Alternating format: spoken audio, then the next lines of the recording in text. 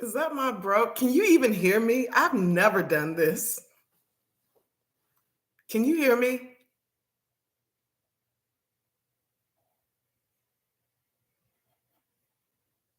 Oh, oh, check this out. Wow, this is so weird.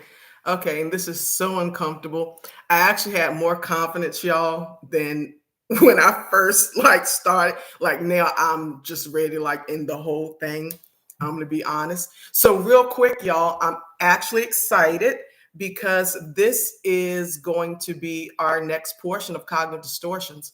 So previously we did black and white thinking.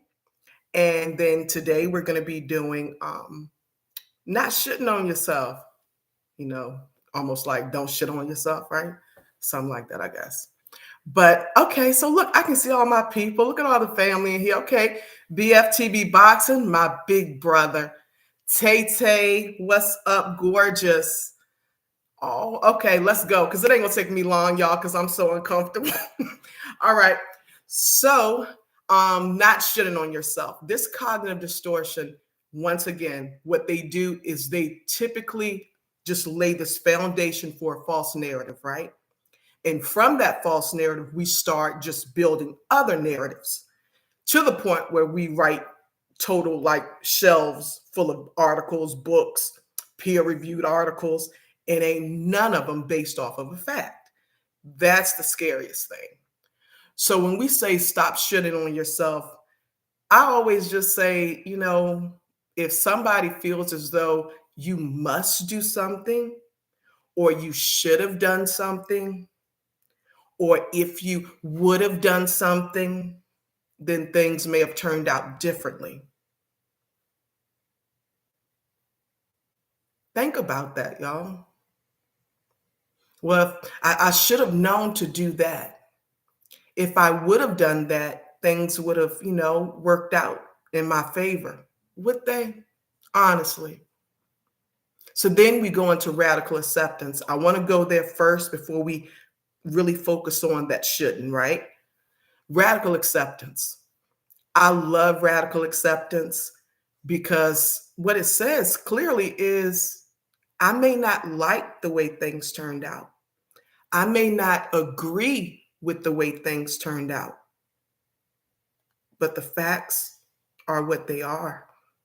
And either we will continue to write all of these other cognitive distortions to support that which isn't true, or we can just radically accept, I don't like it.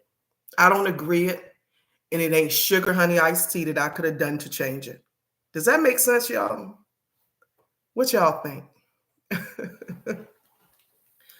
All right, y'all. So when we shit on ourselves, you may have different things going on right now that you look back and you say, I should have maybe done that a little differently. Accept it, learn from it, because the amount of energy that you are exhausting into what you should have done can be what you use to grow going forward. I don't know if any of you have ever heard of that statement, and it's so true. Don't just go through something, if you will, grow through it. It looks totally different when we grow through something. We waste a lot of time on looking back. Psychology has even proven that when we look too far back, it increases our depressive symptoms, y'all.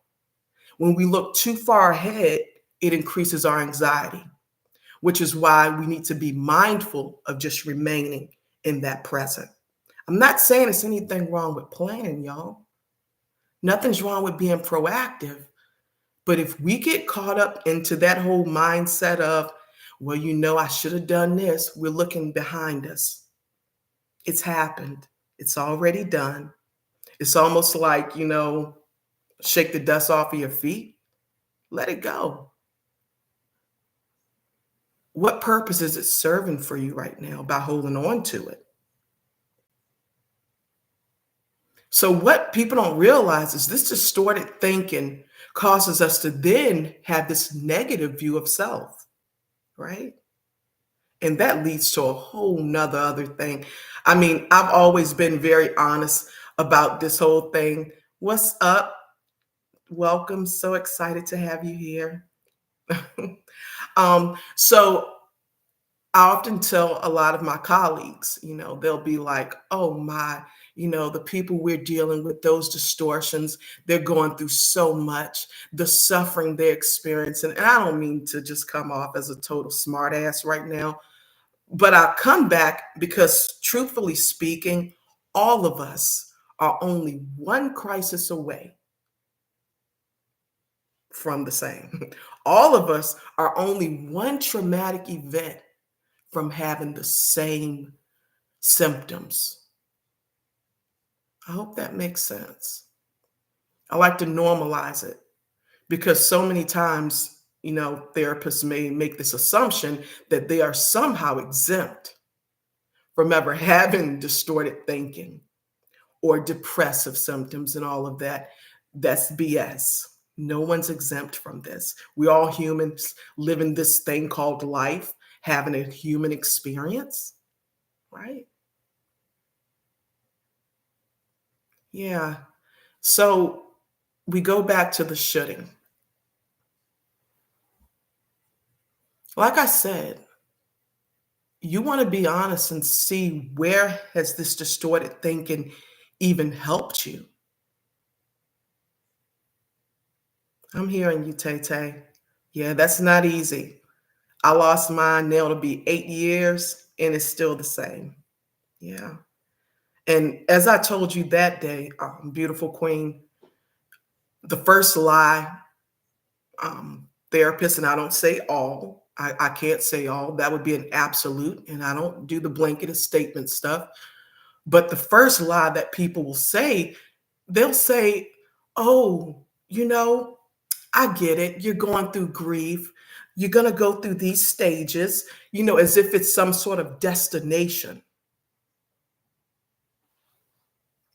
And it's not. We just learn how to better manage. We learn how to better cope.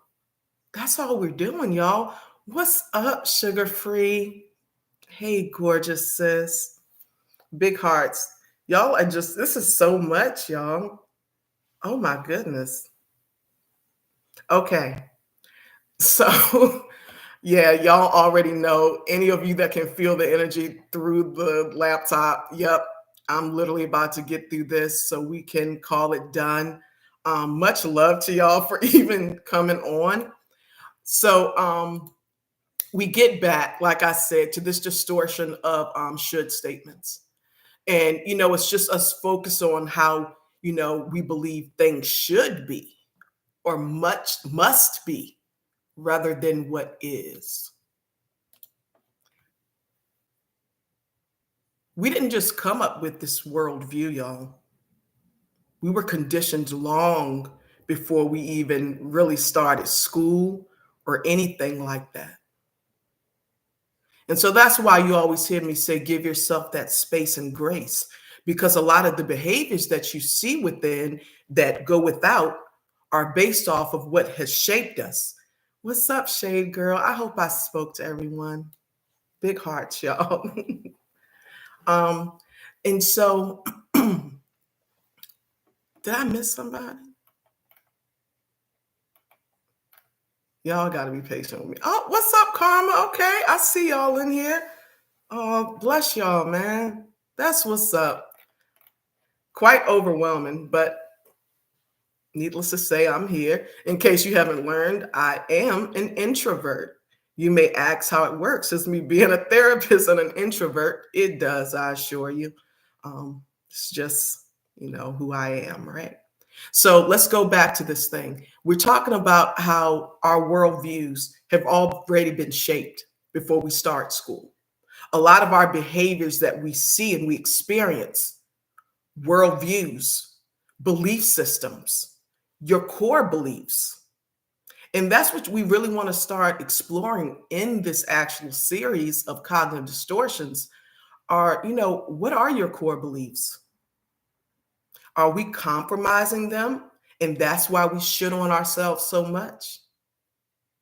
Are there others involved in our life that causes us to shit on ourselves because we may be hearing them, oh, well, you should have done this and you should have done. Please stop listening. It's not helping.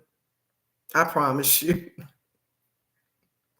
So, in a nutshell, you can actually go back to the first video I did on black and white thinking, which is where we're trying to establish that gray area, not being all or nothing.